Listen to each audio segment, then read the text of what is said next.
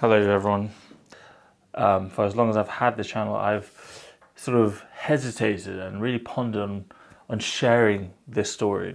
And here it is. And the reason why it's taken me so long to actually do it is because it is very embarrassing for a number of reasons.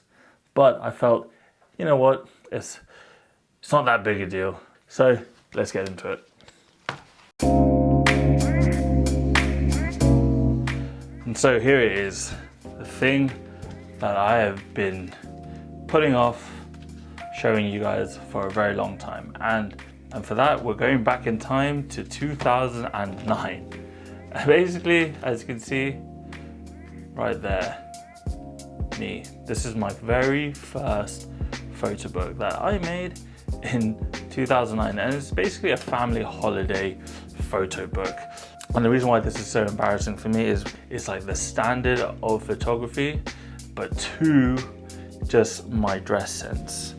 It is horrendous. As you can imagine, a teenage boy from 2009, you can imagine what that was like. The real reason I'm showing you guys that photo book is really, it's a bittersweet thing for me. And I just want to quickly go through all the photos. There's quite a few pages, I'm not going to go through all of them, but I'll just sort of pick out some of the ones that, you know, that might have some photographic merit. I think I passed the camera to my mum or something, but this could have been actually quite a good photo. It had the flash been a bit stronger and had zoomed out a bit more, because our focus is all on the food and it could be actually a lot nicer. Just zoomed out a bit more. Could have been the cropping, that's the problem. Look at, I mean, this could be a lot better, you know, if I just straighten that out a bit, maybe in post, but you know, if I just shot that horizontally, made sure the lines are straight and sort of framed him more centrally, because the lighting here is actually not bad, it's quite nice and soft in there. On the one hand, I'm so happy that I had the presence of mind to actually make a photo book, because when I made it at the time, I just thought it was fun. You know, back then I didn't think of it as like, ooh, you know what, in years to come, this would be really important for me to look at, because, you know, now that I'm older, my siblings have families, and I live here, they live in Malaysia. You know, it's really rare to see photos of us all together. And at the time when I was 16, I never thought that there would ever be a time where I wouldn't see my family that often. And by the way, I have no idea where the originals are. I don't know where the raw files are, so I think a lot of these could have been a lot better had they just been cropped better.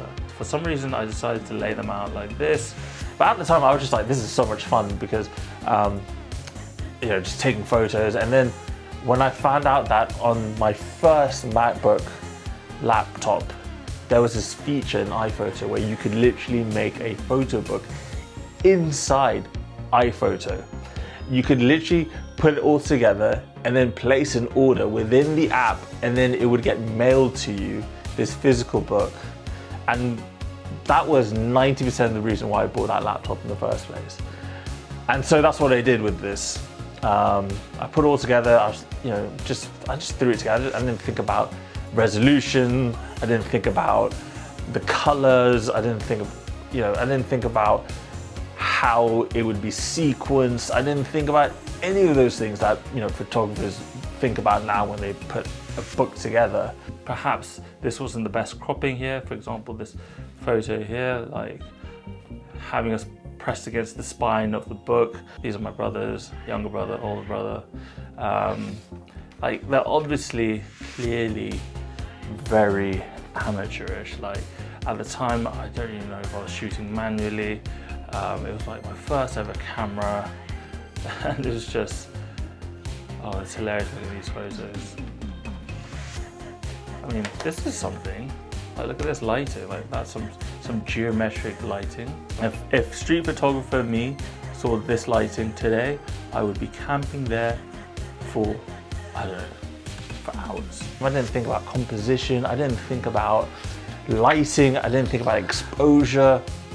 I didn't think about how they would all, you know, what sort of narrative I was trying to portray. I just took photos of my family on holiday. It was just fun. And it was just, there was no stress, there was no expectation. So for example, this photo could easily have been shot better if I just framed them within this frame, my parents here. If I just placed them just to the left, just to their left, just a bit more, just so that it was more balanced. It'd be a more balanced composition, it'd be a lot nicer. Quite like this one of my dad, it's quite a candid one. He looks so young, oh my God. But yeah, it's a really nice candid one. I would have asked him to go a bit forward, a bit further down along, so that you know, he'd be framed within here, more centrally. But also I quite like how candid his expression is here. You know, if I'd asked him to move down a bit further, then perhaps that candid pose, you know, the candidness of this photo would be a bit lost. Nowadays I'm thinking, what should I be working on if I'm, you know, sometimes I'm not working on something. What am I creating? What project am I putting together? So half the time nowadays I'm thinking, what story do I want to tell? What do I want to, what's the next collection? What's the next project gonna be? I like this one. I don't know who took this. I think it's my sister took this one. But yeah, that's really nice actually. I mean, this is what I'm talking about. This is top tier, painful cringe. Oh my God. What is, this is, by the way, this is me in case you're wondering. Look at the glasses. Look at that, whatever this t-shirt is. The shorts, plus the train. Oh my God, I can't believe I'm showing this to you guys. Plus the haircut. This was peak fashion, if you can believe that. Oh God, this reminds me of Brooklyn Beckham's shot of the elephant.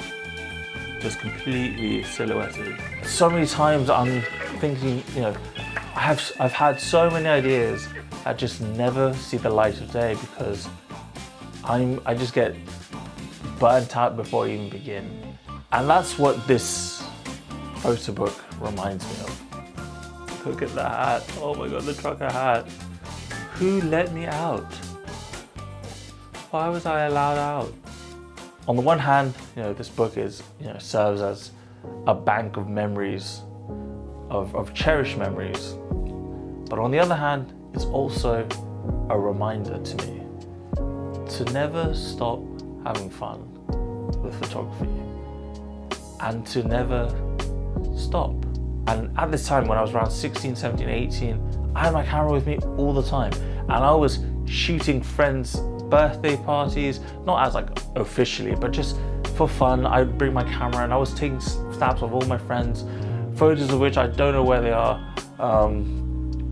But I was capturing my life. I was documenting it like never before. This was before social media as well. This was before any of that. When I turned around 18, my camera that I was using at the time, it broke. And I tried to repair it, and the repair people said they couldn't fix it or whatever.